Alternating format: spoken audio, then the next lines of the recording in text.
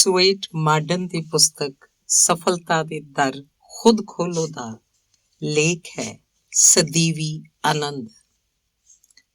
ਜਦੋਂ ਪ੍ਰੇਮ ਦਾ ਦੈਵੀ ਪ੍ਰਕਾਸ਼ ਫੈਲੇਗਾ ਤੇ ਆਨੰਦ ਚੌਂ ਪਾਸੇ ਛਾ ਜਾਏਗਾ, ਫਿਰ ਸਾਡੇ ਦਿਨ ਉੱਜਲ ਹੋਣਗੇ ਅਤੇ ਹਿਰਦੇ ਖੇੜੇ ਨਾਲ ਭਰਪੂਰ ਹੋ ਜਾਣਗੇ। ਵਰਡਸਵਰਥ।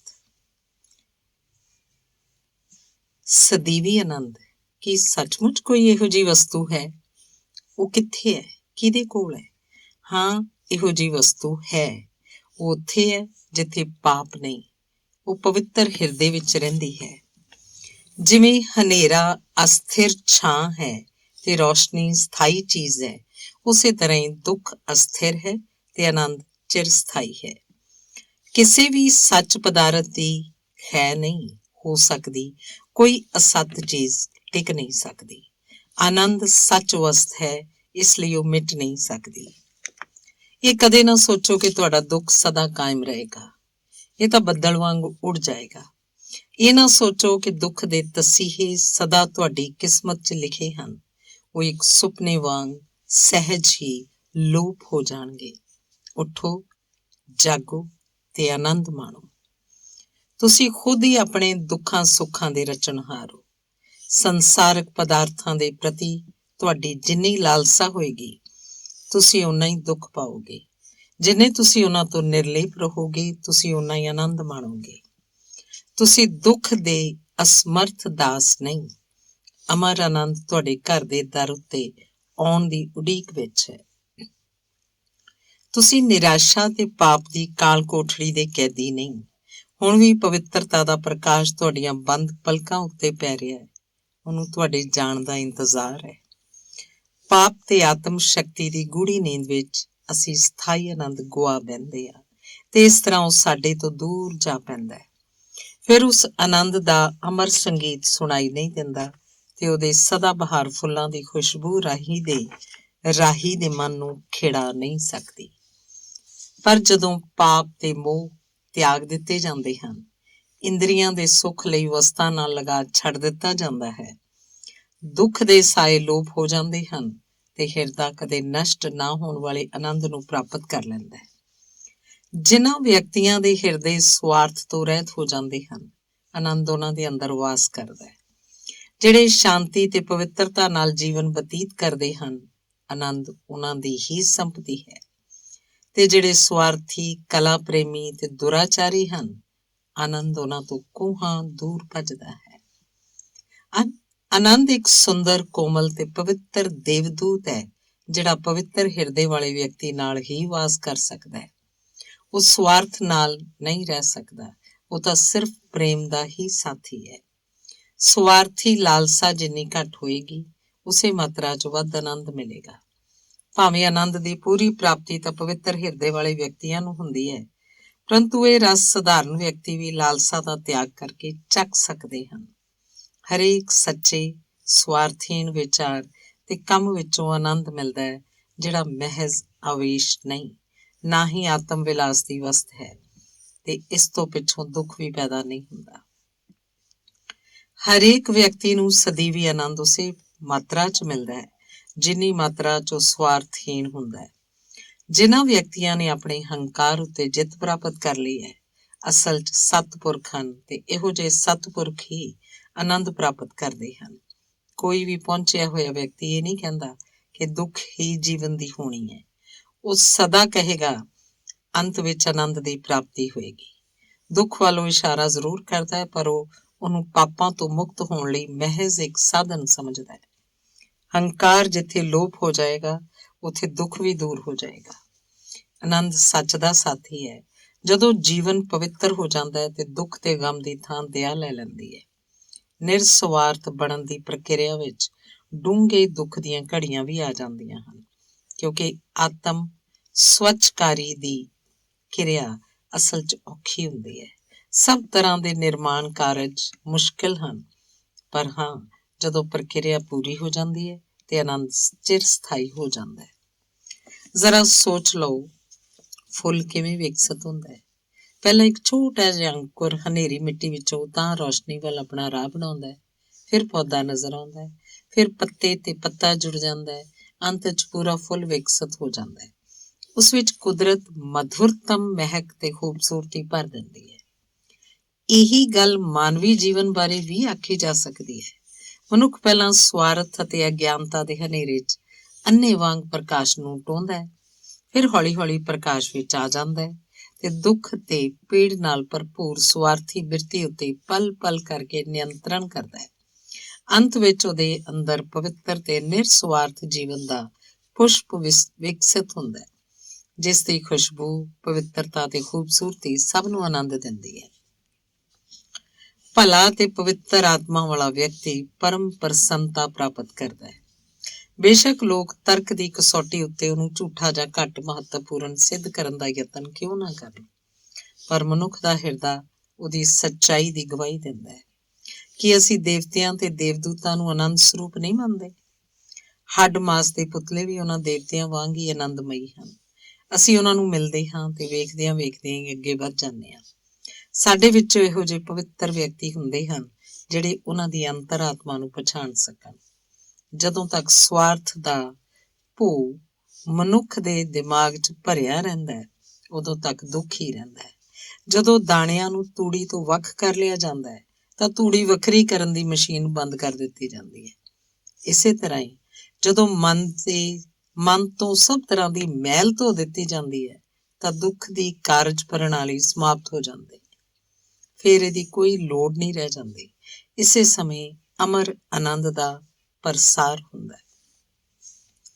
ਮਾਨਵ ਜਾਤੀ ਦੇ ਸੁਧਾਰਕਾਂ ਨੇ ਇਕਸੁਰ ਹੋ ਕੇ ਨਾਮ ਜਪਣ ਦੀ ਮਹਿਮਾ ਦਾ ਗੁਣਗਾਨ ਕੀਤਾ ਹੈ।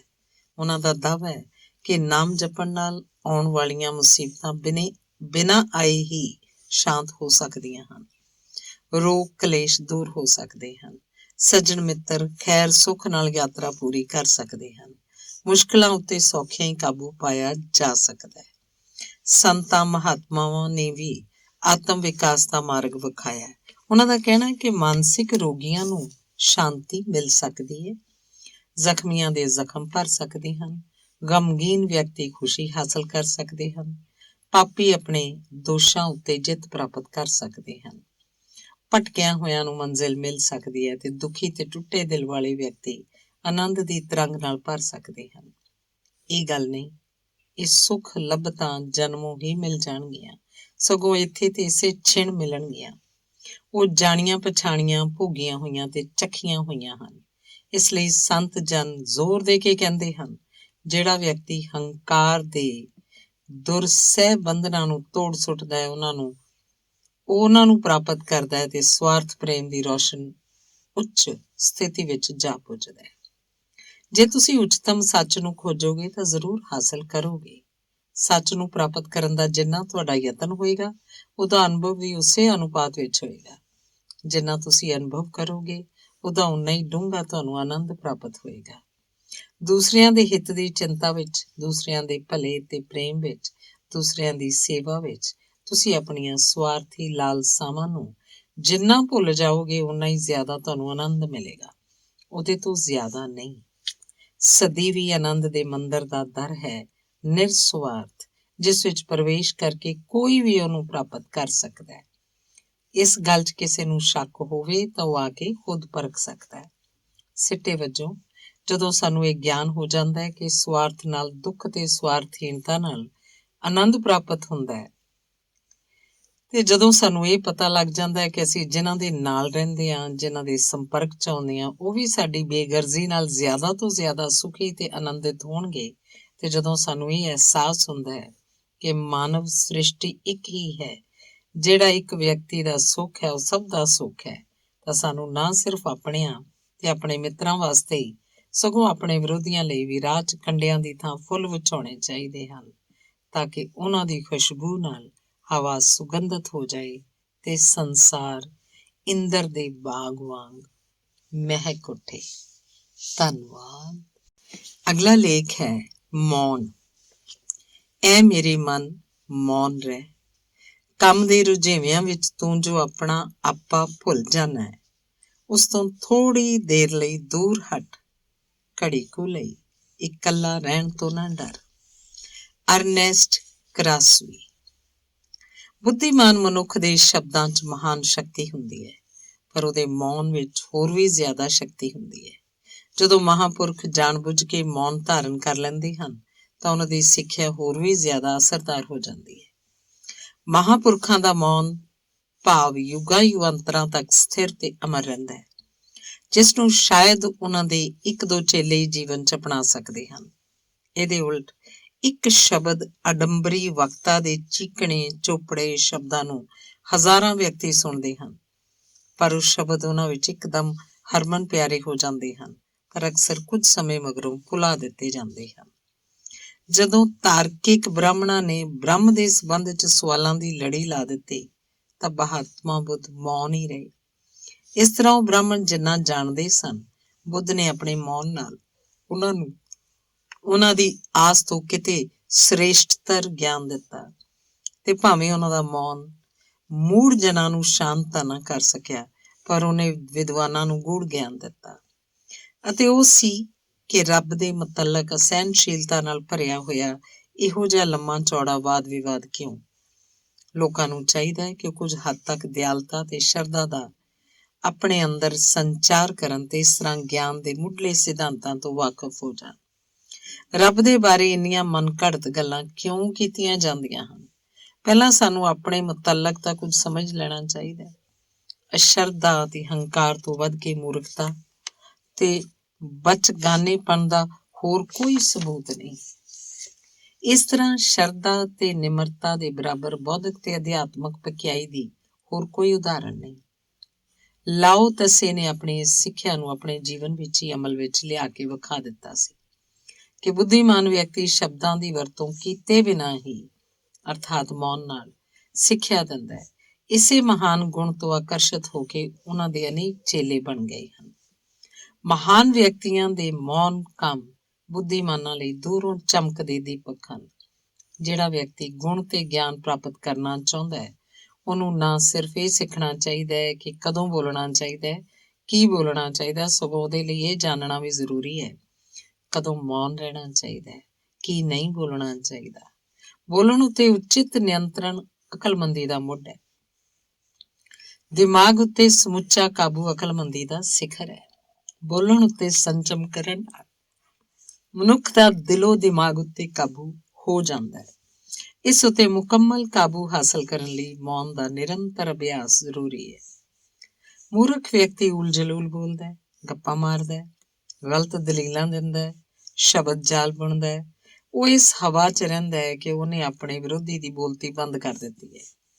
ਉਹ ਆਪਣੀਆਂ ਮੂਰਖਤਾਈਆਂ ਉੱਤੇ ਮਾਣ ਕਰਦਾ ਹੈ, ਹਮੇਸ਼ਾ ਆਪਣੇ ਪੱਖ ਨੂੰ ਸੱਚਾ ਸਿੱਧ ਕਰਨ ਦਾ ਯਤਨ ਕਰਦਾ ਹੈ। ਇਸ ਤਰ੍ਹਾਂ ਆਪਣੀ ਪੂਰੀ ਸ਼ਕਤੀ ਬੇਕਾਰ ਦੀਆਂ ਗੱਲਾਂ 'ਚ ਹੀ ਗੁਆ ਦਿੰਦਾ ਹੈ। ਉਹ ਅਜਿਹੇ ਮਾਲੀ ਵਰਗਾ ਜਿਹੜਾ ਬੰਜਰ ਜ਼ਮੀਨ ਗੁੱਡਦਾ ਤੇ ਉਸ ਵਿੱਚ ਪੌਦੇ ਲਾਉਂਦਾ ਰਹਿੰਦਾ ਹੈ। ਬੁੱਧੀਮਾਨ ਵਿਅਕਤੀ ਫਜ਼ੂਲ ਦੀ ਬਕਵਾਸ ਕਰਨ, ਗੱਪਾਂ ਮਾਰਨ, ਗਲਤ ਦਲੀਲਾਂ ਦੇਣ ਤੇ ਬੇਅਰਥ ਬਹਿਸ ਕਰਨ ਤੋਂ ਕਤਰਾਉਂਦਾ ਹੈ। ਉਹ ਹਾਰ ਮੰਨ ਕੇ ਤਸੱਲੀ ਦਾ ਸਾਹ ਲੈਂਦਾ ਹੈ, ਕਿਉਂਕਿ ਇਸ ਨਾਲ ਮਨ ਹੀ ਮਨ ਆਪਣੀਆਂ ਗਲਤੀਆਂ ਨੂੰ ਸੁਧਾਰਨ ਦਾ ਤੇ ਇਸ ਤਰ੍ਹਾਂ ਜ਼ਿਆਦਾ ਅਕਲਮੰਦ ਹੋਣ ਦਾ ਮੌਕਾ ਹਾਸਲ ਕਰ ਲੈਂਦਾ ਹੈ। ਉਤੇਜਿਤ ਕੀਤੇ ਜਾਣ ਤੇ ਵੀ ਜਿਹੜੇ ਵਿਅਕਤੀ ਸ਼ਾਂਤ ਰਹਿੰਦੇ ਹਨ, ਉਹ ਸੱਭਿਅ ਅਤੇ ਹਮਦਰਦੀ ਵਾਲੇ ਪ੍ਰਾਣੀ ਹੁੰਦੇ ਹਨ। ਵਿਚਾਰਹੀਣ ਤੇ ਨਿਰਦਈ ਵਿਅਕਤੀ ਛੋਟੀਆਂ-ਛੋਟੀਆਂ ਗੱਲਾਂ ਉੱਤੇ ਹੀ ਸੰਤੁਲਨ ਗੁਆ ਲੈਂਦੇ ਹਨ। ਉਹਨਾਂ ਉੱਤੇ ਥੋੜਾ ਜਿਹਾ ਵਿਅਕਤੀਗਤ ਇਲਜ਼ਾਮ ਲਾਇਆ ਜਾਏ ਤਾਂ ਉਹਨਾਂ ਦਾ ਮਾਨਸਿਕ ਸੰਤੁਲਨ ਵਿਗੜ ਜਾਂਦਾ ਹੈ। ਈਸਾ ਮਸੀਹ ਨੇ ਵਿਵਾਦ ਦੇ ਇੱਕ ਸ਼ਬਦ ਦਾ ਵੀ ਜਵਾਬ ਨਹੀਂ ਦਿੱਤਾ ਸੀ ਤੇ ਮਹਾਤਮਾ ਬੁੱਧ ਵਾਦ ਵਿਵਾਦ ਕਰਨ ਤੇ ਮੌਨ ਰਹਿੰਦੇ ਸਨ। ਇਸ ਨਾਲ ਸਾਨੂੰ ਮੌਨ ਦੀ ਅਥਾਹ ਸ਼ਕਤੀ ਤੇ ਮਹਾਨਤਾ ਦੀ ਸ਼ਾਂਤ ਸੱਤਾ ਦਾ ਸਾਖਿਆਤ ਹੁੰਦਾ ਹੈ। ਜੋ ਵਿਅਕਤੀ ਮੌਨ ਰਹਿੰਦਾ ਹੈ, ਉਹ ਬੜਾ ਸ਼ਕਤੀਮਾਨ ਹੁੰਦਾ ਹੈ। ਜਿਵੇਂ ਇੱਕ ਮਕੈਨਿਕ ਜਾਣਦਾ ਹੈ ਕਿ ਇੰਜਨ ਦੀ ਸ਼ਕਤੀ ਦਾ ਉਪਯੋਗ ਕਰਨ ਲਈ ਪਹਿਲਾਂ ਉਸ ਸ਼ਕਤੀ ਨੂੰ ਇੰਜਨ ਵਿੱਚ ਇਕੱਤਰ ਤੇ ਨਿਯੰਤਰਿਤ ਕਰਕੇ ਰੱਖਣਾ ਬਹੁਤ ਜ਼ਰੂਰੀ ਹੈ। ਠੀਕ ਉਸੇ ਤਰ੍ਹਾਂ ਬੁੱਧੀਮਾਨ ਵਿਅਕਤੀ ਵੀ ਜਾਣਦਾ ਹੈ ਕਿ ਬੁੱਧੀ ਦੀ ਸਰਵੋਤਮ ਵਰਤੋਂ ਤਾਂ ਹੀ ਕੀਤੀ ਜਾ ਸਕਦੀ ਹੈ ਜੇ ਸ਼ਾਂਤ ਤੇ ਮੌਨ ਰਹਿ ਕੇ ਉਹਨੂੰ ਸੁਰੱਖਿਅਤ ਰੱਖਿਆ ਜਾ ਸਕੇ। ਮੌਨ 'ਚ ਸੱਚੀ ਸ਼ਕਤੀ ਸਮਾਈ ਹੁੰਦੀ ਹੈ। ਕਹਾਵਤ ਪ੍ਰਸਿੱਧ ਹੈ, ਜਿਹੜਾ ਕੁੱਤਾ ਭੌਂਕਦਾ ਹੈ ਉਹ ਵੱਢਦਾ ਨਹੀਂ। ਬੁਲਡੌਗ ਕੁੱਤੇ ਦਾ ਮੌਨ ਪ੍ਰਸਿੱਧ ਹੈ। ਉਹ ਮੌਨ ਬਣਿਆ ਰਹਿੰਦਾ ਹੈ, ਕੰਮ ਪੈਣ ਤੇ ਮੌਨ 'ਚ ਇਕੱਠੀ ਹੋਈ ਸ਼ਕਤੀ ਦੀ ਵਰਤੋਂ ਕਰਦਾ ਹੈ। ਇਹ ਠੀਕ ਹੈ, ਉਹਦਾ ਉਹ ਮੌਨ ਨੀਵੀਂ ਕਿਸਮ ਦਾ ਹੈ, ਪਰ ਉਹਦੇ ਪਿੱਛੇ ਸਿਧਾਂਤ ਤਾਂ ਉਹੀ ਕੰਮ ਕਰਦਾ ਹੈ। ਆਪਣੇ ਮੁਤਲਕ ਵਧਾ ਚੜਾ ਕੇ ਗੱਲ ਕਰਨ ਵਾਲਾ ਆਦਮੀ ਅਸਫਲ ਰਹਿੰਦਾ ਹੈ। ਉਹਦਾ ਦਿਲੋਂ ਦਿਮਾਗ ਆਪਣੇ ਮੁੱਖ ਨਿਸ਼ਾਨੇ ਤੋਂ ਵਿਚਲਿਤ ਹੋ ਜਾਂਦਾ ਹੈ ਤੇ ਉਹਦੀਆਂ ਸ਼ਕਤੀਆਂ ਕੰਮ ਤੇ ਉਹਦੀ ਫਲ ਪ੍ਰਾਪਤੀ ਦੀ ਇੱਛਾ 'ਚ ਵੰਡੀਆਂ ਜਾਂਦੀਆਂ ਹਨ। ਕੰਮ ਕਰਨ ਦੇ ਮੁਕਾਬਲੇ ਫਲ ਪ੍ਰਾਪਤ ਕਰਨ ਦੀ ਲੋਚਾ ਵਿੱਚ ਉਹਦੀ ਲਗਨ ਵਧੇਰੇ ਹੁੰਦੀ ਹੈ। ਉਸ ਹਾਰੇ ਹੋਏ ਸੈਨਾਪਤੀ ਵਾਂਗ ਹੈ ਜਿਹੜਾ ਆਪਣੀਆਂ ਫੌਜਾਂ ਇੱਕ ਥਾਂ ਕੇਂਦਰਿਤ ਕਰਨ ਦੀ ਬਜਾਏ ਥਾਂ-ਥਾਂ ਖਿਲਾਰ ਦਿੰਦਾ ਹੈ। ਉਸ ਲਾਪਰਵਾਹ ਇੰਜੀਨੀਅਰ ਵਾਂਗ ਹੈ ਜਿਹੜਾ ਆਪਣੀ ਮਸ਼ੀਨ ਦੇ ਵੇਸਟ ਵਾਲਵ ਵਾਧੂ ਭਾਫ ਨੂੰ ਕੱਢਣ ਵਾਲੀ ਟੂਟੀ ਦੇ ਪੇਚ ਨੂੰ ਖੁੱਲ੍ਹਾ ਛੱਡ ਕੇ ਕੰਮ ਕਰਨ ਵਾਲੀ ਭਾਫ ਨੂੰ ਵੀ ਖੁੱਲ੍ਹਾ ਛੱਡ ਦਿੰਦਾ ਹੈ। ਨਿਮਰ, ਸ਼ਾਂਤ ਤੇ ਸਿਰੜੀ ਵਿਅਕਤੀ ਸਫਲਤਾ ਪ੍ਰਾਪਤ ਕਰਦਾ ਹੈ। ਉਹ ਘਮੰਡ ਤੋਂ ਮੁਕਤ ਹੋ ਕੇ, ਆਪਣੀ ਪ੍ਰਸ਼ੰਸਾ ਕਰਨ ਦੀ ਬਿਰਤੀ ਤੋਂ ਬਚ ਕੇ, ਆਪਣੀਆਂ ਸਾਰੀਆਂ ਸ਼ਕਤੀਆਂ ਨੂੰ ਆਪਣੇ ਕੰਮ ਨੂੰ ਸਫਲਤਾ ਨਾਲ ਨਿਭਾਉਣ ਪਾਸੇ ਲਾ ਦਿੰਦਾ ਹੈ। ਉਹਦਾ ਦੂਸਰਾ ਸਾਥੀ ਜਿਸ ਵੇਲੇ ਤੱਕ ਉਕਤ ਕੰਮ ਕਰਨ ਦੀਆਂ ਆਪਣੀਆਂ ਯੋਗਤਾਵਾਂ ਦੇ ਗੁਣ ਗਾ ਰਿਹਾ ਹੁੰਦਾ ਹੈ, ਉਹ ਕੰਮ 'ਚ ਲੱਗ ਚੁੱਕਾ ਹੈ, ਸਗੋਂ ਉਹਦੀ ਸਮਾਪਤੀ ਤੱਕ ਪਹੁੰਚ ਜਾਂਦਾ ਹੈ। ਇੱਕ ਸਰਬਕਾਲੀ ਤੇ ਸਰਬ ਵਿਆਪਕ ਨਿਯਮ ਹੈ ਕਿ ਖਿੰਡੀਆਂ ਹੋਈਆਂ ਸ਼ਕਤੀਆਂ ਨਿਯੰਤਰਿਤ ਤੇ ਜਮਾ ਸ਼ਕਤੀ ਦੇ ਅਧੀਨ ਕੰਮ ਕਰਦੀਆਂ ਹਨ। ਇਹ ਸਭ ਜਣਿਆਂ ਤੇ ਲਾਗੂ ਹੋਣ ਵਾਲਾ ਨਿਯਮ ਹੈ ਕਿ ਮੌਨ ਵਿੱਚ ਮਹਾਨ ਸ਼ਕਤੀ ਹੈ। ਕੋਈ ਮਾਹਰ ਕਾਰੋਬਾਰੀ ਕਦੇ ਵੀ ਆਪਣੀਆਂ ਯੋਜਨਾਵਾਂ, ਕਾਰਜ ਪ੍ਰਣਾਲੀ ਤੇ ਕੰਮ ਦੀਆਂ ਬਾਰੀਕੀਆਂ ਦੇ ਬਾਰੇ ਲੋਕਾਂ ਨੂੰ ਕਹਿੰਦਾ ਨਹੀਂ ਫਿਰਦਾ। ਜੇ ਉਹ ਇੰਜ ਕਰੇਗਾ ਤੇ ਉਹਦਾ ਕਾਰੋਬਾਰ ਪਨਪ ਨਹੀਂ ਸਕੇਗਾ। ਇਹੀ ਗੱਲ ਮਾਨਸਿਕ ਸ਼ਕਤੀ ਜਟਾਉਣ ਦੇ ਮੁਤਲਕ ਵੀ ਕਹੀ ਜਾ ਸਕਦੀ ਹੈ। ਸ਼ਕਤੀ ਜਿੰਨੀ ਮਹਾਨ ਹੁੰਦੀ ਹੈ, ਉਹਦੀ ਆਵਾਜ਼ ਓਨੀ ਮੱਧਮ ਤੇ ਗੰਭੀਰ ਹੁੰਦੀ ਹੈ। ਜਿਹੜਾ ਵਿਅਕਤੀ ਅਤਿਅੰਤ ਸ਼ਕਤੀ ਸੰਪੰਨ ਹੁੰਦਾ ਹੈ, ਓਨਾ ਹੀ ਗੈਰ ਗੰਭੀਰ ਹੁੰਦਾ ਹੈ।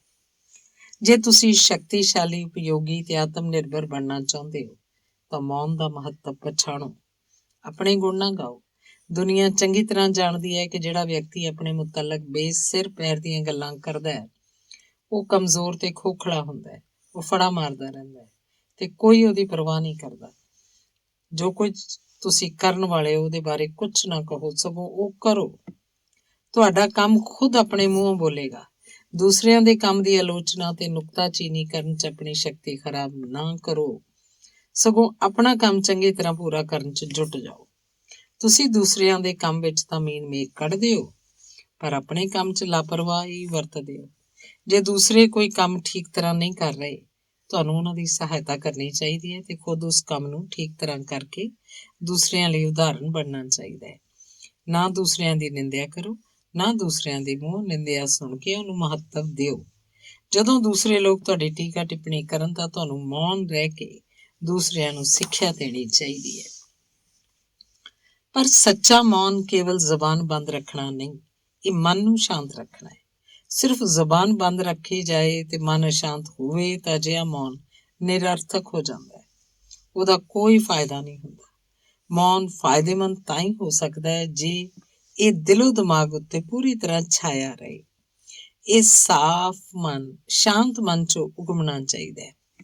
ਮਨੁੱਖ ਜਿਸ ਸੀਮਾ ਤੱਕ ਆਪਣੇ ਆਪ ਉੱਤੇ ਵਿਜੇ ਪ੍ਰਾਪਤ ਕਰਦਾ ਹੈ, ਓਨਾ ਹੀ ਉਹ ਗੈਰ ਗੰਭੀਰ ਮੌਨ ਪ੍ਰਾਪਤ ਕਰਦਾ ਹੈ।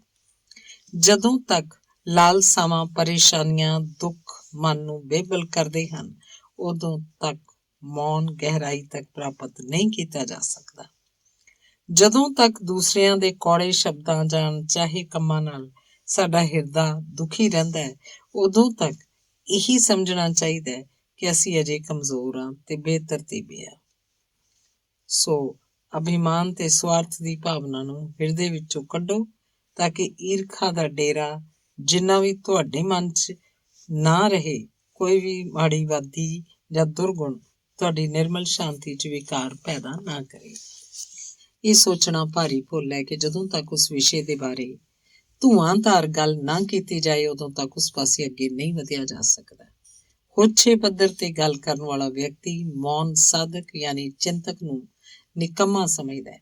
ਉਹ ਸੋਚਦਾ ਹੈ ਮੌਨ ਦਾ ਅਰਥ ਹੈ ਕੋਈ ਕੰਮ ਨਾ ਕਰਨਾ ਤੇ ਵਾਧੂ ਨੱਜ ਭੱਜ ਨੱਠ ਤੇ ਚੱਕ ਥਲ ਤੇ ਨਿਰੰਤਰ ਬੋਲਦੇ ਰਹਿਣ ਦਾ ਮਤਲਬ ਹੈ ਸਿਰੜੀ ਹੋਣਾ। ਉਹ ਲੋਕ ਪ੍ਰਸਿੱਧੀ ਨੂੰ ਸ਼ਕਤੀ ਸਮਝ ਬਹਿੰਦਾ ਹੈ, ਪਰ ਅਸਲ ਵਿੱਚ ਚਿੰਤਕ ਤੇ ਸਾਧਕ ਹੀ ਸੱਚਾ ਕੌਮ ਦਾ ਧਨੀ ਹੁੰਦਾ ਹੈ। ਜਿਹੜਾ ਇਨਸਾਨ ਆਪਣੀਆਂ ਮਾਨਸਿਕ ਸ਼ਕਤੀਆਂ ਨੂੰ ਸੰਚਿਤ ਕਰਦਾ ਹੈ, ਉਹ ਆਪਣੀਆਂ ਸਰੀਰਕ ਸ਼ਕਤੀਆਂ ਨੂੰ ਵੀ ਇਕੱਠਾ ਕਰਦਾ ਹੈ।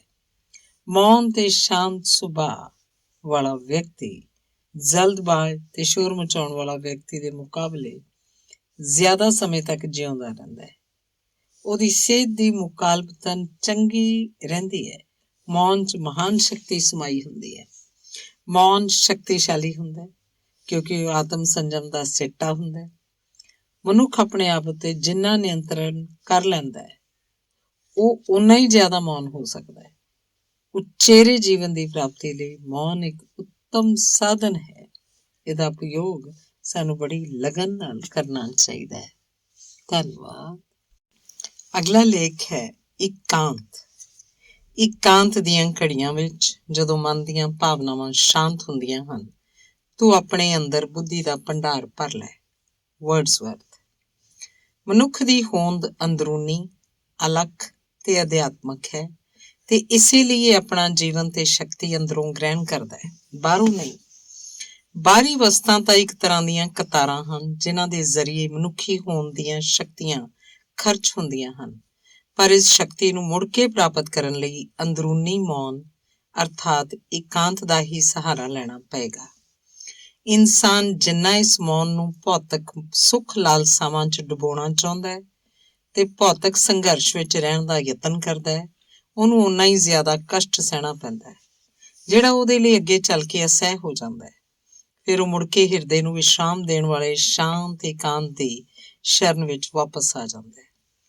ਜਿਵੇਂ ਅੰਨ ਦੇ ਥੋਥੇ ਛਿਲਕਿਆਂ ਨਾਲ ਸਰੀਰ ਨੂੰ ਪੁਸ਼ਟ ਨਹੀਂ ਕੀਤਾ ਜਾ ਸਕਦਾ, ਉਸੇ ਤਰ੍ਹਾਂ ਸਾਰਹੀਣ ਲਾਲਸਾਵਾਂ ਆਤਮਾ ਨੂੰ ਸਵਸਥ ਨਹੀਂ ਰੱਖ ਸਕਦੀਆਂ। ਜੇ ਸਰੀਰ ਨੂੰ ਸਮੇਂ ਸਿਰ ਭੋਜਨ ਨਾ ਦਿੱਤਾ ਜਾਏ ਤਾਂ ਉਹ ਕਮਜ਼ੋਰ ਹੋ ਜਾਂਦਾ ਹੈ ਤੇ ਭੁੱਖ ਤਰੇ ਨਾਲ ਵਿਆਕੁਲ ਹੋ ਕੇ ਰੋਟੀ ਪਾਣੀ ਲਈ ਚੀਖ ਪੈਂਦਾ ਹੈ। ਇਹੀ ਗੱਲ ਆਤਮਾ ਉੱਤੇ ਲਾਗੂ ਹੁੰਦੀ ਹੈ। ਇਸ ਨੂੰ ਵੀ ਨਿਰੰਤਰ ਇਕਾਂਤ ਵਿੱਚ ਸ਼ੁੱਧ ਤੇ ਪਵਿੱਤਰ ਵਿਚਾਰਾਂ ਦੀ ਖੁਰਾਕ ਦੇਣੀ ਜ਼ਰੂਰੀ ਹੈ, ਨਹੀਂ ਤਾਂ ਇਹ ਆਪਣੀ ਤਾਜ਼ਗੀ ਤੇ ਸ਼ਕਤੀ ਗੁਆ ਦੇਵੇਗੀ ਤੇ ਆਖਰਕਾਰ ਦਰਦ ਭਰੀ ਮਾਨਸਿਕ ਭੁੱਖ ਨਾਲ ਕੁਰਲਾ ਉੱਠੇਗੀ। ਇੰਦਰੀਆਂ ਵਿੱਚ ਖਚਿਤ ਹੋਵੇ ਤਾਂ ਆਤਮਾ ਨੂੰ ਪਵਿੱਤਰ ਜੀਵਨ ਪ੍ਰਾਪਤ ਨਹੀਂ ਹੋ ਸਕਦਾ, ਸਗੋਂ ਉਲਟਾ ਪਤਨ ਹੋ ਜਾਂਦਾ ਹੈ। ਇੰਦਰੀਆਂ ਦੀ ਲਾਲਸਾ ਸਦਾ ਅਤ੍ਰਿਪਤ ਰਹਿੰਦੀ ਹੈ। ਉਹ ਹੋਰ ਤੋਂ ਹੋਰ ਜ਼ਿਆਦਾ ਭੋਗ ਚਾਹੁੰਦੀਆਂ ਹਨ, ਉਹ ਸ਼ਾਂਤ ਹੁੰਦੀਆਂ ਹੀ ਨਹੀਂ। ਭੌਤਿਕ ਆਨੰਦ, ਵਿਅਕਤੀਗਤ ਮੋਹ ਮਾਇਆ, ਸ਼ੋਰੋਗੁਲ ਵਾਲੀਆਂ ਸਰਗਰਮੀਆਂ ਨਾਲ ਜਿਹੜੀ ਥਕਾਵਟ ਜਾਂ ਕਮਜ਼ੋਰੀ ਪੈਦਾ ਹੁੰਦੀ ਹੈ, ਉਸ ਘਾਟੇ ਨੂੰ ਪੂਰਾ ਕਰਨ ਲਈ ਇਕਾਂਤ ਦੀ ਸ਼ਰਨ ਲੈਣੀ ਪੈਂਦੀ ਹੈ। ਜਿਵੇਂ ਸਰੀਰ ਨੂੰ ਮਿਹਨਤ ਤੋਂ ਮਗਰੋਂ ਮੁੜ ਕੇ ਸ਼ਕਤੀ ਪ੍ਰਾਪਤ ਲਈ ਵਿਸ਼ਰਾਮ ਦੀ ਲੋੜ ਪੈਂਦੀ ਹੈ, ਠੀਕ ਉਸੇ ਤਰ੍ਹਾਂ ਹੀ ਆਤਮਾ ਨੂੰ ਆਪਣੀਆਂ ਥੱਕੀਆਂ ਹੋਈਆਂ ਸ਼ਕਤੀਆਂ ਮੁੜ ਕੇ ਜਮ੍ਹਾਂ ਕਰਨ ਲਈ ਇਕਾਂਤ ਦੀ ਲੋੜ ਪੈਂਦੀ ਹੈ। ਜਿਵੇਂ ਮਨੁੱਖ ਦੀ ਸਰੀਰਕ ਸ਼ਕਤੀ ਲਈ ਨੀਂਦ ਲਾਜ਼ਮੀ ਹੈ, ਤਿਵੇਂ ਮਨੁੱਖ ਦੀ ਮਾਨਸਿਕ ਸਿਹਤ ਲਈ ਇਕਾਂਤ ਲਾਜ਼ਮੀ ਹੈ। ਇਸੇ ਤਰ੍ਹਾਂ ਜਿਵੇਂ ਸਰੀਰ ਲਈ ਕਸਰਤ ਉਪਯੋਗੀ ਹੈ, ਉਸੇ ਤਰ੍ਹਾਂ ਹੀ ਆਤਮਾ ਵਾਸਤੇ ਪਵਿੱਤਰ ਵਿਚਾਰ ਤੇ ਉਪਾਸਨਾ ਉਪਯੋਗੀ ਹਨ, ਜਿਹੜੇ ਇਕਾਂਤ ਵਿੱਚੋਂ ਹੀ ਪੈਦਾ ਹੁੰਦੇ ਹਨ। ਤੇ ਜਿਵੇਂ ਸਰੀਰ ਲੋੜੀਂਦੇ ਆਰਾਮ ਤੇ ਨੀਂਦ ਦੀ ਘਾਟ ਕਾਰਨ ਟੁੱਟ ਜਾਂਦਾ ਹੈ, ਤਿਵੇਂ ਮਨੁੱਖ ਦੀ ਆਤਮਾ ਲੋੜੀਂਦੀ ਸ਼ਾਂਤੀ ਤੇ ਇਕਾਂਤ ਦੀ ਘਾਟ ਕਾਰਨ ਕਮਜ਼ੋਰ ਹੋ ਜਾਂਦੀ ਹੈ। ਇਕਾਂਤ ਵਿੱਚ ਇੱਕ ਇਹੋ ਜਿਹਾ ਜਾਦੂ ਹੈ ਕਿ ਮਨੁੱਖ ਇਸ ਵਿੱਚ ਜੀਵਨ ਦੀਆਂ ਮੁਸ਼ਕਲਾਂ ਤੇ ਲਾਲਚਾਂ ਦਾ ਸਾਹਮਣਾ ਕਰਨ ਦੀ ਸ਼ਕਤੀ, ਉਹਨਾਂ ਨੂੰ ਸਮਝਣ ਤੇ ਉਹਨਾਂ ਨੂੰ ਪਸਤ ਕਰਨ ਲਈ ਗਿਆਨ, ਉਹਨਾਂ ਉੱਤੇ ਕਾਬੂ ਪਾਉਣ ਦੀ ਬੁੱਧੀ ਪ੍ਰਾਪਤ ਕਰਦਾ ਹੈ। ਜਿਵੇਂ ਇਮਾਰਤ ਦੀ ਨੀਂਹ ਨਜ਼ਰ ਨਹੀਂ ਆਉਂਦੀ ਪਰ ਟਿਕੀ ਹੋਈ ਉਹ ਉਹਦੇ ਉੱਤੇ ਹੀ ਹੈ, ਤਿਵੇਂ ਹੀ ਇਕਾਂਤ ਦੀ ਸਹਾਇਤਾ ਨਾਲ ਮਨੁੱਖ ਵਿਚਾਰ ਸ਼ਕਤੀ ਤੇ ਸ਼ਾਂਤੀ ਪ੍ਰਾਪਤ ਕਰਦਾ ਹੈ, ਜਿਹੜੀ ਚੰਮ ਅੱਖਾਂ ਨਾਲ ਨਜ਼ਰ ਨਹੀਂ ਆਉਂਦੀ।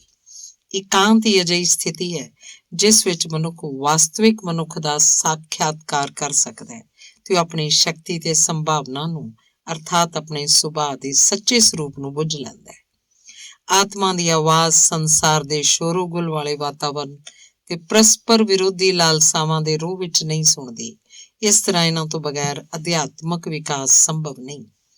ਦੁਨੀਆ ਵਿੱਚ ਤੁਹਾਨੂੰ ਇਹੋ ਜਿਹੇ ਅਨੇਕਾਂ ਮਿਲਣਗੇ ਜਿਹੜੇ ਆਪਣਾ ਠੀਕ ਠਾਕ ਨਿਰੀਖਣ ਕਰਨ ਤੇ ਜੀ ਚੁਰਾਉਂਦੇ ਹਨ ਤੇ ਸੱਚੇ ਸਰੂਪ ਉੱਤੇ ਨਜ਼ਰ ਮਾਰਨ ਤੋਂ ਘਬਰਾਉਂਦੇ ਹਨ।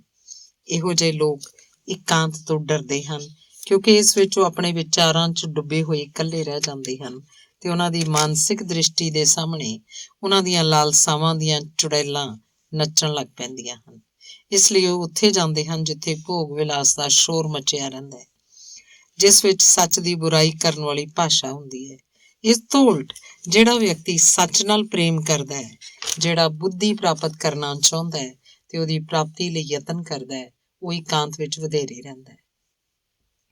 ਇਹੋ ਜਿਹਾ ਵਿਅਕਤੀ ਆਪਣੇ ਅਸਲ ਸਰੂਪ ਨੂੰ ਪੂਰੀ ਤਰ੍ਹਾਂ ਤੇ ਸਾਫ਼-ਸਾਫ਼ ਜਾਣਨਾ ਚਾਹੇਗਾ।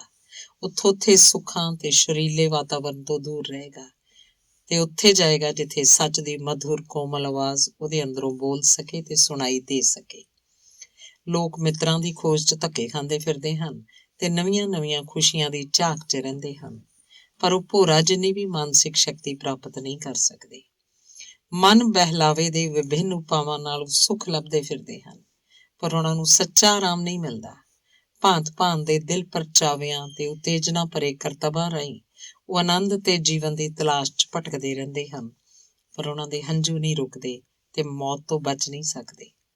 ਭੌਤਿਕ ਸੁੱਖ ਦੀ ਤਲਾਸ਼ ਵਿੱਚ ਮਨੁੱਖ ਜੀਵਨ ਸਾਗਰ ਵਿੱਚ ਵਹਿੰਦੇ ਹੋਏ ਭਾਰੀ ਤੂਫਾਨ 'ਚ ਘਿਰ ਜਾਂਦੇ ਹਨ। ਫੇਰ ਕਿਤੇ ਜਾ ਕੇ ਬਹੁਤ ਸਾਰੇ ਧੱਕੇ ਖਾ ਕੇ ਤੇ ਸੰਕਟ ਝੱਲ ਕੇ ਉਹਨਾਂ ਨੂੰ ਉਸ ਚੱਟਾਨ ਦਾ ਸਹਾਰਾ ਮਿਲਦਾ ਹੈ ਜਿਹੜੀ ਉਹਨਾਂ ਦੇ ਅੰਦਰ ਡੂੰਘੀ ਸ਼ਾਂਤੀ ਵਿੱਚ ਹੈ। ਜਦੋਂ ਮਨੁੱਖ ਭੌਤਿਕ ਕੰਮਕਾਰ 'ਚ ਲੱਗਾ ਹੁੰਦਾ ਹੈ ਤਾਂ ਉਹ ਆਪਣੀਆਂ ਮਾਨਸਿਕ ਸ਼ਕਤੀਆਂ ਨੂੰ ਬਾਹਰ ਕੱਢਦਾ ਹੈ ਤੇ ਇਸ ਤਰ੍ਹਾਂ ਉਹ ਅਧਿਆਤਮਕ ਤੌਰ ਤੇ ਨਿਰਬਲ ਹੋ ਜਾਂਦਾ ਹੈ। ਫਿਰ ਉਹਨੂੰ ਆਪਣੀਆਂ ਅੰਦਰੂਨੀ ਸ਼ਕਤੀਆਂ ਨੂੰ ਮੁੜ ਕੇ ਪ੍ਰਾਪਤ ਕਰਨ ਲਈ ਇਕਾਂਤ ਦੀ ਸ਼ਰਨ 'ਚ ਜਾਣਾ ਪੈਂਦਾ ਹੈ। ਇੰਜ ਕਰਨਾ ਅਤਿਅੰਤ ਜ਼ਰੂਰੀ ਹੁੰਦਾ ਹੈ। ਜਿਹੜਾ ਇਹਨੂੰ ਅਣਡਿੱਠ ਕਰਦਾ ਹੈ ਉਹ ਜੀਵਨ ਦੇ ਸੱਚੇ ਗਿਆਨ ਨੂੰ ਪ੍ਰਾਪਤ ਨਹੀਂ ਕਰ ਸਕਦਾ। ਇਹੋ ਜਿਹਾ ਵਿਅਕਤੀ ਡੂੰਘੀਆਂ ਜੜ੍ਹਾਂ ਵਾਲੇ ਪਾਪਾਂ ਤੇ ਪਾਪਾਂ ਤੋਂ ਪੈਦਾ ਹੋਏ ਵਿਕਾਰਾਂ ਨੂੰ ਠੀਕ ਤਰ੍ਹਾਂ ਸਮਝ ਕੇ ਉਹਨਾਂ ਉੱਤੇ ਨਿਯੰਤਰਣ ਨਹੀਂ ਕਰ ਸਕਦਾ, ਕਿਉਂਕਿ ਉਹ ਪਾਪ ਤੇ ਵਿਕਾਰ ਉੱਪਰੋਂ ਪਾਪ ਨਹੀਂ, ਪੁੰਨ ਜਿਹੇ ਨਜ਼ਰ ਆਉਂਦੇ ਹਨ ਤੇ ਆਮ ਲੋਕ ਉਹਨਾਂ ਦੀ ਪਕੜ 'ਚ ਸਹਿਜ ਹੀ ਆ ਜਾਂਦੇ ਹਨ। ਕੁਝ ਵਿਰਲੇ ਹੀ ਲੋਕ ਉਹਨਾਂ ਤੋਂ ਬਚ ਸਕਦੇ ਹਨ। ਜਿਹੜਾ ਇਨਸਾਨ ਨਿਰੰਤਰ ਭੌਤਿਕ ਉਤੇਜਨਾਵਾਂ ਵਿੱਚ ਗ੍ਰਸਤ ਰਹਿੰਦਾ ਹੈ, ਉਹ ਡੂੰਘੀ ਨਿਰਾਸ਼ਾ ਤੇ ਗਮ ਵਿੱਚ ਡੁੱਬਿਆ ਰਹਿੰਦਾ ਹੈ। ਜਿੱਥੇ ਦਿਲ ਪਰਚਾਵੇ ਲਈ ਹੱਲਾ ਗੁੱਲਾ ਹੋਵੇ, ਉੱਥੇ ਹਿਰਦੇ ਦਾ ਸਖਣਾਪਨ ਅਤੀ ਅਧਿਕ ਤੇ ਡੂੰਘਾ ਹੁੰਦਾ ਹੈ। ਜਿਹੜਾ ਵਿਅਕਤੀ ਭੌਤਿਕ ਉਤੇਜਨਾਵਾਂ ਵਿੱਚ ਤਾਂ ਗ੍ਰਸਤ ਨਹੀਂ ਰਹਿੰਦਾ, ਪਰ ਸੰਸਾਰਕ ਕਰਤਵਾਂ ਵਿੱਚ ਗੁਆਚਿਆ ਰਹਿੰਦਾ ਹੈ, ਤੇ ਜਿਹੜਾ ਦ੍ਰਿਸ਼ਟਮਾਨ ਜਗਤ ਨਾਲ ਹੀ ਸੰਬੰਧ ਬਣਾਈ ਰੱਖਦਾ ਹੈ, ਜਿਹੜਾ ਇਕਾਂਤ 'ਚ ਆਂਤਰਿਕ ਅਦਿੱਖ ਜਗਤ ਨੂੰ ਨਹੀਂ ਵੇਖਦਾ, ਉਹ ਗਿਆਨ ਤੇ ਸੂਝ ਪ੍ਰਾਪਤ ਨਹੀਂ ਕਰ ਸਕਦਾ। ਉਸ ਦਾ ਮਨ ਖੋਖਲਾ ਬਣਿਆ ਰਹਿੰਦਾ ਹੈ। ਉਹ ਆਪਣੇ ਵੱਲੋਂ ਦੁਨੀਆ ਨੂੰ ਕੁਝ ਨਹੀਂ ਦੇ ਸਕਦਾ, ਕਿਉਂਕਿ ਉਹਦੇ ਕੋਲ ਦੇਣ ਨੂੰ ਕੁਝ ਹੈ ਹੀ ਨਹੀਂ। ਉਹਦਾ ਅਧਿਆਤਮਕ ਕੋਸ਼ ਤਾਂ ਖਾਲੀ ਹੁੰਦਾ ਹੈ। ਜਿਹੜਾ ਵਿਅਕਤੀ ਵਸਤਾਂ ਦੇ ਸੱਚ ਨੂੰ ਪਰਖਣ ਲਈ ਇਕਾਂਤ ਦੀ ਸ਼ਰਨ ਲੈਂਦਾ ਹੈ, ਜਿਹੜਾ ਆਪਣੀਆਂ ਇੰਦਰੀਆਂ ਉੱਤੇ ਨਿਯੰਤਰਣ ਕਰਕੇ ਆਪਣੀਆਂ ਲਾਲਸਾਵਾਂ ਨੂੰ ਸ਼ਾਂਤ ਕਰਦਾ ਹੈ, ਉਹ ਨਿਤ ਦਿਨ ਗਿਆਨ ਤੇ ਸੂਝ ਪ੍ਰਾਪਤ ਕਰਦਾ ਹੈ। ਇਹੋ ਜਿਹਾ ਵਿਅਕਤੀ ਸੱਚ ਦੀ ਭਾਵਨਾ ਨਾਲ ਭਰ ਜਾਂਦਾ ਹੈ। ਉਹ ਦੁਨੀਆ ਨੂੰ ਬਹੁਤ ਕੁਝ ਦੇ ਸਕਦਾ ਹੈ, ਕਿਉਂਕਿ ਉਹਦਾ ਅਧਿਆਤਮਕ ਕੋਸ਼ ਭਰਿਆ ਹੁੰਦਾ ਹੈ। ਉਹ ਉਸ ਕੋਸ਼ ਦੀ ਰਾਖੀ ਕਰਦਾ ਹੈ ਤੇ ਨਿਰੰਤਰ ਉਸ ਵਿੱਚ ਭਾਰੀ ਵਾਧਾ ਕਰਦਾ ਹੈ। ਜਦੋਂ ਮਨੁੱਖ ਆਂਤਰਿਕ ਸ਼ਕਤੀ ਦੇ ਧਿਆਨ 'ਚ ਲੀਨ ਰਹਿੰਦਾ ਹੈ ਤਾਂ ਉਹ ਗਿਆਨ ਤੇ ਸ਼ਕਤੀ ਨੂੰ ਜਮ੍ਹਾਂ ਕਰਦਾ ਹੈ। ਉਹ ਸੱਚ ਦੀ ਰੋਸ਼ਨੀ 'ਚ ਇੱਕ ਫੁੱਲ ਵਾਂਗ ਵਿਕਸਿਤ ਹੁੰਦਾ ਹੈ ਤੇ ਜੀਵਨਦਾਇਕ ਕਿਰਨਾਂ ਨੂੰ ਆਤਮਸਾਤ ਕਰਦਾ ਹੈ। ਉਹ ਗਿਆਨ ਦੇ ਝਰਨੇ ਦੇ ਕੋਲ ਜਾਂਦਾ ਹੈ, ਉਹਦੇ ਪਵਿੱਤਰ ਜਲ ਨਾਲ ਆਪਣੀ ਪਿਆਸ ਬੁਝਾਉਂਦਾ ਹੈ। ਇਹੋ ਜਿਹਾ ਵਿਅਕਤੀ ਘੰਟੇ ਭਰ ਦੀ ਇਕਾਗਰਤਾ ਦੇ ਸਮੇਂ ਵਿੱਚ ਓਨਾ ਗਿਆਨ ਜਮ੍ਹਾਂ ਕਰ ਲੈਂਦਾ ਹੈ ਜਿੰਨਾ ਉਹ ਸਾਲ ਭਰ ਕਿਤਾਬਾਂ ਪੜ੍ਹ ਕੇ ਪ੍ਰਾਪਤ ਨਹੀਂ ਕਰ ਸਕਦਾ। ਸਧਾਰਨ ਤੇ ਪ੍ਰਤਿਭਾਸ਼ਾਲੀ ਵਿਅਕਤੀ 'ਚ ਫਰਕ ਇਹ ਹੈ, ਇੱਕ ਬਾਹਰੀ ਖਿੱਚਾਂ ਵਿੱਚ ਗੁਆਚਿਆ ਰਹਿੰਦਾ ਹੈ, ਦੂਸਰਾ ਅੰਦਰੂਨੀ ਯਥਾਰਥ ਵਿੱਚ ਵਾਸ ਕਰਦਾ ਹੈ। ਇੱਕ ਭੋਗ ਵਿਲਾਸ 'ਚ ਰੁੱਝਿਆ ਰਹਿੰਦਾ ਹੈ, ਦੂਸਰਾ ਗਿਆਨ ਦਾ ਸੇਵਨ ਕਰਦਾ ਹੈ। ਇੱਕ ਕਿਤਾਬਾਂ ਉੱਤੇ ਆਸ਼ਰਿਤ ਰਹਿੰਦਾ ਹੈ, ਦੂਜਾ ਆਪਣੇ ਆਤਮ ਉੱਤੇ ਨਿਰਭਰ ਰਹਿੰਦਾ ਹੈ। ਕਿਤਾਬਾਂ ਰਾਹੀਂ ਅਰਜਿਤ ਗਿਆਨ ਵੀ ਚੰਗਾ ਹੁੰਦਾ ਹੈ ਜੇ ਇਹਦਾ ਸੱਚਾ ਸਰੂਪ ਸਮਝ ਲਿਆ ਜਾਏ, ਪਰ ਇਹ ਅਕਲ ਪੈਦਾ ਨਹੀਂ ਕਰ ਸਕਦਾ। ਅਕਲ ਦਾ ਸਰੋਤ ਤਾਂ ਜੀਵਨ ਹੀ ਹੈ ਤੇ ਇਹਨੂੰ ਯਤਨ, ਅਭਿਆਸ ਤੇ ਤਜਰਬੇ ਰਾਹੀਂ ਪ੍ਰਾਪਤ ਕੀਤਾ ਜਾ ਸਕਦਾ ਹੈ। ਪੁਸਤਕਾਂ ਜਾਣਕਾਰੀ ਦੀ ਸੂਚਨਾ ਜੁਟਾਉਂਦੀਆਂ ਹਨ, ਪਰ ਉਹ ਆਪਣੇ ਆਪ ਗਿਆਨ ਨਹੀਂ ਦੇ ਸਕਦੀਆਂ। ਉਹ ਗਿਆਨ ਲਈ ਪ੍ਰੇਰਿਤਵਸ਼ ਕਰ ਸਕਦੀਆਂ ਹਨ, ਪਰ ਖੁਦ ਗਿਆਨ ਮੁਕੰਮਲ ਨਹੀਂ ਕਰ ਸਕਦੀਆਂ। ਉਹਦੇ ਲਈ ਯਤਨ ਤੁਹਾਨੂੰ ਖੁਦ ਕਰਨਾ ਪਏਗਾ, ਤਾਂ ਹੀ ਤੁਸੀਂ ਉਹਨੂੰ ਪ੍ਰਾਪਤ ਕਰ ਸਕੋਗੇ। ਤੇ ਜਿਹੜਾ ਵਿਅਕਤੀ ਮਹਿਜ਼ ਪੁਸਤਕਾਂ ਉੱਤੇ ਨਿਰਭਰ ਕਰਦਾ ਹੈ ਤੇ ਆਪਣੀਆਂ ਆਂਤਰਿਕ ਸ਼ਕਤੀਆਂ ਨਾਲ ਜ਼ਰਾ ਜਿੰਨਾ ਵੀ ਵਾਸਤਾ ਨਹੀਂ ਰੱਖਦਾ, ਉਹ ਨਕਲੀ ਜੀਵਨ ਜਿਉਂਦਾ ਹੈ, ਛੇਤੀ ਆਪਣੀ ਸਥਿਤੀ ਤੋਂ ਅੱਕ ਜਾਂਦਾ ਹੈ। ਇਹੋ ਜਿਹਾ ਵਿਅਕਤੀ ਅਕਲਮੰਦ ਭਾਵੇਂ ਕਿੰਨਾ ਵੀ ਕਿਉਂ ਨਾ ਹੋ ਜਾਏ, ਉਹ ਪ੍ਰਤਿਭਾਸ਼ਾਲੀ ਬਿਲਕੁਲ ਨਹੀਂ ਹੋ ਸਕਦਾ, ਕਿਉਂਕਿ ਛੇਤੀ ਉਹਦੀ ਜਾਣਕਾਰੀ ਦਾ ਖਜ਼ਾਨਾ ਖਾਲੀ ਹੋਣ ਲੱਗ ਪੈਂਦਾ ਹੈ ਤੇ ਉਹ ਨਿਰਰਥਕ ਸ਼ਬਦਾਂ ਤੇ ਦੁਹਰਾਓ ਦਾ ਸ਼ਿਕਾਰ ਹੋਣ ਲੱਗਦਾ ਹੈ। ਉਹਦਾ ਕੰਮਕਾਰ 'ਚ ਜੀਵਨ ਦੀ ਸਹਿਜ ਮਧੁਰਤਾ ਨਹੀਂ ਰਹਿ ਜਾਂਦੀ। ਉਹਦੇ ਕੰਮਕਾਰ 'ਚ ਜੀਵਨ ਦੀ ਸਹਿਜ ਮਧੁਰਤਾ ਨਹੀਂ ਰਹਿ ਜਾਂਦੀ ਤੇ ਉਹ ਅੰਦਰੂਨੀ ਪ੍ਰੇਰਨਾ ਦੀ ਤਾਜ਼ਗੀ ਤੋਂ ਵੰਚਿਤ ਰਹਿ ਜਾਂਦਾ ਹੈ। ਇਹੋ ਜਿਹਾ ਵਿਅਕਤੀ ਆਪਣੇ ਆਪ ਨੂੰ ਜੀਵਨ ਦੀ ਅਨੰਤ ਪਰ ਵਾਹਮਈ ਧਾਰਾ ਨਾਲੋਂ ਕੱਟ ਲੈਂਦਾ ਹੈ। ਉਹ ਜੀਵਨ ਨੂੰ ਛੱਡ ਕੇ ਮੌਤ ਨੂੰ ਵਰਦਾ ਹੈ। ਜਾਣਕਾਰੀ ਸੀਮਤ ਹੈ ਜਦੋਂ ਕਿ ਗਿਆਨ ਅਸੀਮ ਹੈ। ਪ੍ਰਤਿਭਾ ਤੇ ਮਹਾਨਤਾ ਇਕਾਂਤ ਵਿੱਚ ਪਲਦੀਆਂ ਫੁੱਲਦੀਆਂ ਤੇ ਪੂਰੀ ਤਰ੍ਹਾਂ ਵਿਕਸਿਤ ਹੁੰਦੀਆਂ ਹਨ। ਸਧਾਰਨ ਤੋਂ ਸਧਾਰਨ ਵਿਅਕਤੀ ਵੀ ਜੇ ਇਕਾਂਤ ਵਿੱਚ ਆਪਣਾ ਟੀਚਾ ਠੀਕ ਠਾਕ ਤੈਅ ਕਰ ਲਏ ਤੇ ਆਪਣੀਆਂ ਸ਼ਕਤੀਆਂ ਨੂੰ ਸੰਚਿਤ ਕਰਕੇ ਉਸ ਦਿਸ਼ਾ ਵੱਲ ਲਾ ਦੇਵੇ ਤਾਂ ਮਨ ਚਾਹੀ ਚੀਜ਼ ਪੂਰੀ ਕਰ ਲੈਂਦਾ ਹੈ ਤੇ ਪ੍ਰਤਿਭਾਸ਼ਾਲੀ ਬਣ ਜਾਂਦਾ ਹੈ। ਜਿਹੜਾ ਇਨਸਾਨ ਸੰਸਾਰਕ ਸੁੱਖ ਸਹੂਲਤਾਂ ਨੂੰ ਤਿਆਗ ਦਿੰਦਾ ਹੈ, ਜੋ ਹਰਮਨ ਪਿਆਰਤਾ ਤੇ ਵਾਹ-ਵਾਹ ਤੋਂ ਦਿਲ ਚੁਰਾਉਂਦਾ ਹੈ, ਜਿਹੜਾ ਮਨੁੱਖ ਮਾਤਰ ਦੇ ਕਲਿਆਣ ਲਈ ਇਕਾਂਤ ਵਿੱਚ ਵਿਚਾਰ ਤੇ ਕੰਮ ਮੁਕੰਮਲ ਕਰਦਾ ਹੈ, ਉਹ ਭਵਿੱਖ ਨੂੰ ਵੇਖ ਸਕਣ ਵਾਲਾ ਤੇ ਸਿੱਧ ਪੁਰਖ ਬਣ ਜਾਂਦਾ ਹੈ। ਜਿਹੜਾ ਵਿਅਕਤੀ ਚੁੱਪਚਾਪ ਆਪਣੇ ਹਿਰਦੇ ਨੂੰ ਮਧੁਰ ਬਣਾਉਂਦਾ ਹੈ, ਜਿਹੜਾ ਸੱਤ ਸ਼ਿਵ ਸੁੰਦਰ ਵੱਲ ਮਨ ਲਾਉਂਦਾ ਹੈ, ਜਿਹੜਾ ਘੰਟਿਆਂ ਬੱਧੀ ਇਕਾਂਤ 'ਚ ਰਹਿ ਕੇ ਸੰਸਾਰਕ ਪਦਾਰਥਾਂ ਦੇ ਮੂਲ ਨੂੰ ਪਛਾਣਨ ਦਾ ਯਤਨ ਕਰਦਾ ਹੈ, ਉਹ ਜਗਤ ਦੀ ਮੱਧਮ ਲੈਅ 'ਚ ਲੀਨ ਹੋ ਜਾਂਦਾ ਹੈ ਤੇ ਕੁਦਰਤ ਦੇ ਨਿਰਡਲ ਸੰਗੀਤ ਦਾ ਸਵਾਗਤ ਕਰਨ ਲਈ ਆਪਣੇ ਹਿਰਦੇ ਦੇ ਕਵਾੜ ਖੋਲ ਦਿੰਦਾ ਹੈ ਤੇ ਅੰਤ ਵਿੱਚ ਕਵੀ ਬਣ ਜਾਂਦਾ ਹੈ। ਇਕਾਂਤ ਦੀ ਬੜੀ ਮਹਿਮਾ ਹੈ। ਸੰਤ ਪਾਲ ਇੱਕ ਕੱਟੜ ਧਾਰਮਿਕ ਤੌਰ ਤੇ ਅਸਹਿਣਸ਼ੀਲ ਵਿਅਕਤੀ ਸੀ। ਉਹ 3 ਵਰ੍ਹੇ ਤੱਕ ਜੰਗਲ 'ਚ ਇਕਾਂਤ ਵਿੱਚ ਰਿਹਾ, ਜਿਸ ਦੇ ਨਤੀਜੇ ਵਜੋਂ ਧਰਮਾਤਮਾ ਤੇ ਸਿੱਧ ਬਣ ਗਿਆ। ਸਿਧਾਰਥ ਗੌਤਮ ਇੱਕ ਸੰਸਾਰੀ ਨੌਜਵਾਨ ਸੀ। ਉਹ 6 ਸਾਲ ਜੰਗਲ 'ਚ ਆਪਣੀਆਂ ਮਾਨਸਿਕ ਇੱਛਾਵਾਂ ਨਾਲ ਇਕਾਂਤ 'ਚ ਸੰਘਰਸ਼ ਕਰਦਾ ਰਿਹਾ ਤੇ ਕੁਦਰਤ ਦੇ ਗੂੜੇ ਭੇਦਾਂ ਦਾ ਗਿਆਨ ਜਮ੍ਹਾਂ ਕਰਦਾ ਰਿਹਾ। ਅੰਤ 'ਚ ਉਹ ਸ਼ਾਂਤੀ ਤੇ ਅਹਿੰਸਾ ਦਾ ਪ੍ਰਤੀਕ ਮਹਾਤਮਾ ਬੁੱਧ ਬਣ ਗਿਆ, ਜਿਸ ਵੱਲ ਅਮਰਤਾ ਦਾ ਸੰਦੇਸ਼ ਪ੍ਰਾਪਤ ਕਰਨ ਵਾਸਤੇ ਸਾਰਾ ਸੰਸਾਰ ਝੁਕਦਾ ਹੈ। ਲਾਓ ਤਸੇ ਇੱਕ ਸਧਾਰਨ ਮਨੁੱਖ ਸੀ। ਗਿਆਨ ਦੀ ਖੋਜ 'ਚ ਨਿਕਲ ਪਿਆ। ਇਕਾਂਤ ਦੀ ਉਪਾਸਨਾ ਵਿੱਚ ਉਹਨੇ ਤਾਓ ਸਰਵਉੱਚ ਸੱਤਾ ਨੂੰ ਸਾਖਿਆਤਕਾਰ ਕੀਤਾ ਤੇ ਉਸ ਨਾਲ ਉਹ ਵਿਸ਼ਵ ਗੁਰੂ ਬਣ ਗਿਆ। ਈਸਾ ਮਸੀਹ ਇੱਕ ਅਨਪੜ੍ਹ ਤਰਖਾਣ ਸੀ। ਪਹਾੜਾਂ ਉੱਤੇ ਵਰ੍ਹਿਆਂ ਬੱਧੀ ਇਕਾਂਤ ਵਿੱਚ ਰਿਹਾ। ਅਮਰ ਪ੍ਰੇਮ ਤੇ ਗਿਆਨ ਦੀ ਉਪਾਸਨਾ ਵਿੱਚ ਰੰਗਿਆ ਰਿਹਾ। ਉਹ ਮਾਨਵਤਾ ਦਾ ਰਾਖਾ ਬਣ ਗਿਆ। ਇਹ ਮਹਾਤਮਾ ਪੁਰਖ ਦੇਵੀ ਗਿਆਨ ਦੀਆਂ ਉੱਚੀਆਂ ਚੋਟੀਆਂ ਉੱਤੇ ਪਹੁੰਚ ਕੇ ਵੀ ਜ਼ਿਆਦਾਤਰ ਇਕਾਂਤ ਦਾ ਜੀਵਨ ਬਿਤਾਉਂਦੇ ਸਨ ਤੇ ਵਿੱਚੋਂ ਅਨੇਕਾਂ ਵਾਰ ਭੀੜ ਤੋਂ ਦੂਰ ਇਕਾਂਤ 'ਚ ਚਲੇ ਜਾਂਦੇ ਸਨ। ਆਤਮਿਕ ਸ਼ਕਤੀ ਕਾਇਮ ਰਹੇ, ਇਹਦੇ ਲਈ ਇਕਾਂਤ ਦੀ ਨਿਰੰਤਰ ਲੋੜ ਰਹਿੰਦੀ ਹੈ। ਜਿਹੜਾ ਵਿਅਕਤੀ ਭਾਵੇਂ ਕਿੰਨਾ ਵੀ ਮਹਾਨ ਕਿਉਂ ਨਾ ਹੋਵੇ, ਇਕਾਂਤ ਨੂੰ ਅਣਡਿੱਠ ਕਰਦਾ ਹੈ, ਉਹ ਆਪਣੀ ਸਥਿਤੀ ਤੋਂ ਡਿੱਗ ਕੇ ਆਪਣਾ ਪ੍ਰਭਾਵ ਗਵਾ ਲੈਂਦਾ ਹੈ। ਇਹ ਮਹਾਨ ਵਿਅਕਤੀ ਇਸ ਭੇਦ ਨੂੰ ਜਾਣਦੇ ਹਨ, ਇਸ ਲਈ ਉਹ ਇਕਾਂਤ ਤੋਂ ਸ਼ਕਤੀ ਤੇ ਚੁਸਤੀ ਹਾਸਲ ਕਰਕੇ ਈਸ਼ਵਰ ਦੀ ਪਰਮ ਇੱਛਾ ਵਿੱਚ ਆਪਣੀ ਤੁੱਛ ਇੱਛਾ ਨੂੰ ਡੁਬੋ ਕੇ ਉਸ ਮਹਾਂਪ੍ਰਭੂ 'ਚ ਲੀਨ ਹੋ ਗਏ। ਪਰ ਇਹ ਕੋਈ ਹੈਰਾਨੀ ਦੀ ਗੱਲ ਨਹੀਂ, ਇਹ ਕੁਦਰਤ ਦਾ ਨਿਯਮ ਹੈ। ਇਹ ਭੇਦ ਭਰਿਆ ਵੀ ਨਹੀਂ। ਕੋਈ ਵੀ ਵਿਅਕਤੀ ਜਿੰਨੀ ਦੂਰ ਤੱਕ ਆਪਣੇ ਆਪ ਨੂੰ ਈਸ਼ਵਰ ਦੇ ਨਾਲ ਇੱਕ ਲੈ ਕਰ ਸਕਦਾ ਹੈ, ਉਨੀ ਦੂਰ ਤੱਕ ਉਹ ਸ੍ਰਿਸ਼ਟੀ ਦੇ ਨਿਯਮ ਨੂੰ ਸਮਝ ਸਕਦਾ ਹੈ। ਇਸੇ ਵਿਲੱਖਣ ਸ਼ਕਤੀ ਨਾਲ ਹਰੇਕ ਕਵੀ, ਚਿੱਤਰਕਾਰ, ਸੰਤ ਤੇ ਮਹਾਤਮਾ ਦਾ ਕਰਮ ਉਸ ਦੇਵੀ ਸ਼ਕਤੀ ਦਾ ਪ੍ਰਤੀਨਿਧ ਬਣ ਜਾਂਦਾ ਹੈ। ਮਨੁੱਖ ਦਾ ਸੱਚਾ ਵਾਸ ਸਥਾਨ ਇਕਾਂਤ ਵਿੱਚ ਹੈ। ਮਨੁੱਖ ਦੇ ਅੰਦਰ ਜੋ ਕੁਝ ਵੀ ਸੱਚ ਤੇ ਸਥਿਰ ਮੌਜੂਦ ਹੈ, ਉਹ ਵੀ ਇਸੇ ਦੇ ਅੰਦਰ ਹੈ। ਇਹਨਾਂ ਹੋਣ ਤੇ ਵੀ ਅੱਜ ਦੇ ਮਨੁੱਖ ਦਾ ਸੁਭਾਅ ਦੋ ਮੂੰਹਾਂ ਹੈ, ਇਸ ਲਈ ਭੌਤਿਕ ਕੰਮਕਾਰ ਵੀ ਉਹਦੇ ਲਈ ਓਨਾ ਹੀ ਜ਼ਰੂਰੀ ਹੈ। ਸੰਸਾਰ 'ਚ ਸੱਚੇ ਜੀਵਨ ਦੀ ਗੱਡੀ ਨਾ ਤਾਂ ਨਿਰੇ ਇਕਾਂਤ 'ਚ ਰਹਿ ਕੇ ਚੱਲ ਸਕਦੀ ਹੈ, ਨਾ ਸਿਰਫ ਕੰਮਾਂ 'ਚ ਰੁੱਝੇ ਰਹਿ ਕੇ। ਇਸ ਲਈ ਸੰਸਾਰੀ ਮਨੁੱਖ ਨੂੰ ਚਾਹੀਦਾ ਹੈ ਕਿ ਜੀਵਨ ਵਿੱਚ ਸੱਚੇ ਮਾਰਗ ਉੱਤੇ ਚੱਲਣ ਲਈ ਇਕਾਂਤ ਵਿੱਚੋਂ ਸ਼ਕਤੀ ਤੇ ਬੁੱਧੀ ਸੰਚਿਤ ਕਰੇ। ਜਦੋਂ ਮਨੁੱਖ ਸਾਰੇ ਦਿਨ ਦੀ ਮਿਹਨਤ ਨਾਲ ਚੂਰ ਹੋ ਕੇ ਸ਼ਾਮ ਨੂੰ ਥੱਕਿਆ ਟੁੱਟਿਆ ਘਰ ਮੁੜੇ ਤਾਂ ਮਧੁਰ ਵਿਸ਼ਰਾਮ ਕਰ ਸਕੇ, ਜਿਸ ਨਾਲ ਉਹ ਅਗਲੇ ਦਿਨ ਮਿਹਨਤ ਨਾਲ ਤਿਆਰ ਹੋ ਸਕੇ। ਤੇ ਜਿਹੜਾ ਮਨੁੱਖ ਆਪਣੇ ਰੋਜ਼ਾਨਾ ਜੀਵਨ 'ਚ ਕੁਝ ਸਮਾਂ ਪਵਿੱਤਰ ਤੇ ਅਰਥਪੂਰਨ ਇਕਾਂਤ ਲਈ ਕੱਢਦਾ ਹੈ, ਉਹ ਸ਼ਕਤੀ ਤੇ ਜਲਾਲ ਨਾਲ ਭਰਪੂਰ ਹੋ ਜਾਂਦਾ ਹੈ।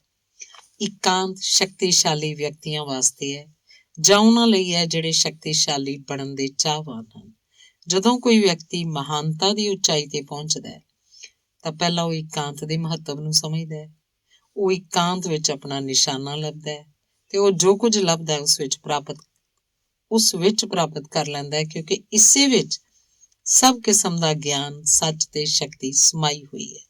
ਸਭ ਪ੍ਰਾਪਤੀਆਂ ਲਈ ਰਾਹ ਸਦਾ ਲਈ ਖੁੱਲ੍ਹਾ ਹੈ, ਪਰ ਉਹ ਰਸਤਾ ਚੁੱਪ, ਇਕਾਂਤ ਤੇ ਡੂੰਘੀ ਸ਼ਾਂਤੀ ਵਿੱਚੋਂ ਹੋ ਕੇ ਨਿਕਲਦਾ ਹੈ।